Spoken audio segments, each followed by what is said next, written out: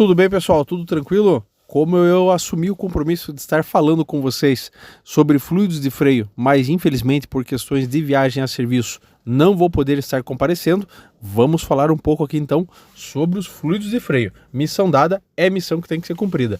Atualmente estou aqui na região da Tríplice Fronteira a serviço, não vou poder estar presente hoje, mas vamos cumprir a missão de qualquer maneira. Precisamos cumprir, então ela vai ser cumprida. E quando nós falamos em fluidos de freio, assim como todos os demais fluidos do seu veículo, da sua motocicleta, nós temos normas a seguir. E quando nós falamos nos fluidos para freios, nós temos normas, não vou dizer para você que sejam muito grandes, não, na realidade é uma norma que hoje vem a estar atendendo, que é a norma DOT. O DOT significa Department of Transportation. Então é o Departamento de Transportes, é uma instituição americana que acabou criando essa norma, né? Criando esse DOT, e ele é mundialmente adotado pela sua facilidade, né? Pelo seu entendimento mais tranquilo. Quando nós falamos, por exemplo, em demais lubrificantes, aí nós vamos estar falando, por exemplo, de normas SAE, normas JASO, normas API, normas ASEA. Então existem inúmeras outras normas para que nós estejamos cumprindo e ela possa vir estar atendendo às complexidades de cada motor. No caso das motocicletas, não é diferente, ela também atende às normas SAE, normas JASO, várias normas, mas no caso dos fluidos de freio, o que vem a preconizar aqui qual fluido nós vamos estar utilizando é a norma DOT. O DOT ele pode ser classificado basicamente em DOT 3, DOT 4, DOT 5 e DOT 5.1. DOT 3, DOT 4 e DOT 5.1 possuem a mesma base. O DOT 5, ele praticamente é extinto, ele praticamente não é utilizado porque ele trabalha com outra base. DOT 3, DOT 4 e DOT 5.1, eles trabalham com a base de glicol. E no caso do DOT 5, né, o DOT 5 somente, sem o 5.1, no caso do DOT 5, ele trabalha com base de silicone. Então eles não podem jamais ser misturados o DOT 5 com qualquer outro desses DOT. Basicamente os fluidos, preferencialmente, se você for falar com os fabricantes, eles sempre vão estar falando para que você não misture eles.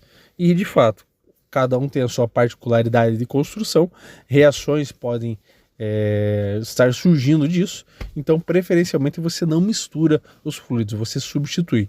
Lógico, numa eventualidade, numa emergência, você pode estar colocando ali o DOT 4 para estar complementando, por exemplo, um DOT 3, mas aí são situações emergenciais.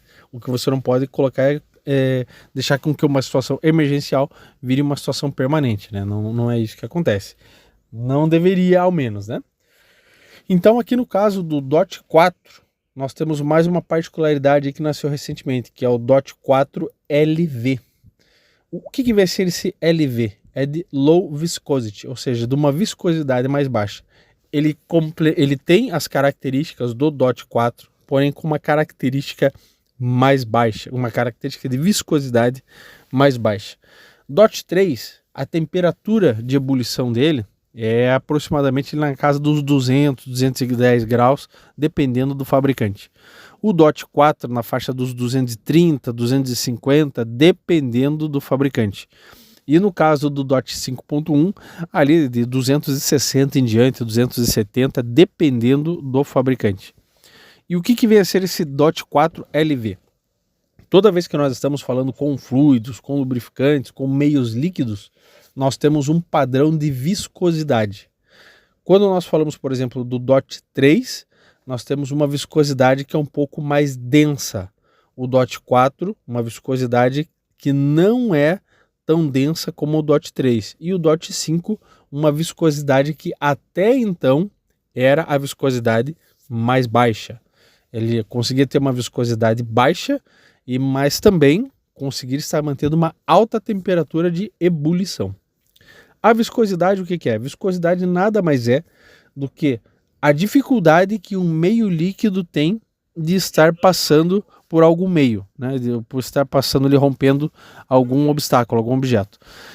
No caso ali desse meio líquido, o DOT 4 LV, ele vem a ser um DOT 4, ele vem a ser um meio líquido menos denso. Então vamos supor, se você pega o mel ele é um meio líquido altamente denso. Se você pega a água, ele é um meio líquido que não é nada denso. Então nós temos essas classificações quanto aos meios líquidos. No caso do DOT 4, por que ele foi criado, o DOT 4 LV, o leve? Porque ele precisava manter as características de temperatura do DOT 4, ele não tinha uma exigência de temperatura tão alta como o DOT 5, mas ele também precisava ser extremamente fluido. Extremamente fluido por quê? Porque conforme nós temos a nossa evolução tecnológica, os componentes de ABS, controle de tração, controle de estabilidade, N fatores, N componentes, vários componentes que nós temos, eles necessitam de uma agilidade de intervenção cada vez maior, de uma agilidade, de uma precisão no seu funcionamento cada vez maior. Por isso, eles precisam de meios líquidos capazes de estar vencendo essa característica da resistência viscosa, porém, eles também precisam estar mantendo as suas características de temperatura. Ou seja, ao mesmo tempo que eles estão afinando, vamos dizer assim, ao mesmo tempo que eles estão ficando mais líquidos, mais fluidos, eles também precisam estar mantendo ou superando as suas temperaturas, né, as suas características para a qual eles foram criados. Então é um desafio tecnológico, é um desafio de engenharia e novos produtos vão sendo lançados. O DOT 4 LV é um exemplo disso. Então, sabendo disso, o que é importante vocês conversarem com seus clientes e futuros clientes? Expliquem para eles que temos todas essas características dos fluidos, mas os fluidos também ficam contaminados. E como que eles ficam contaminados? Eles são altamente higroscópicos, eles conseguem estar absorvendo a umidade do ambiente. Isso faz com que você tenha uma perda muito grande na eficiência deles. Você pode ver, por exemplo, uma tabela em que nós temos esse fluido a seco, ou seja, sem contaminação ambiente, e nós temos aí ele já com uma contaminação ambiente, né?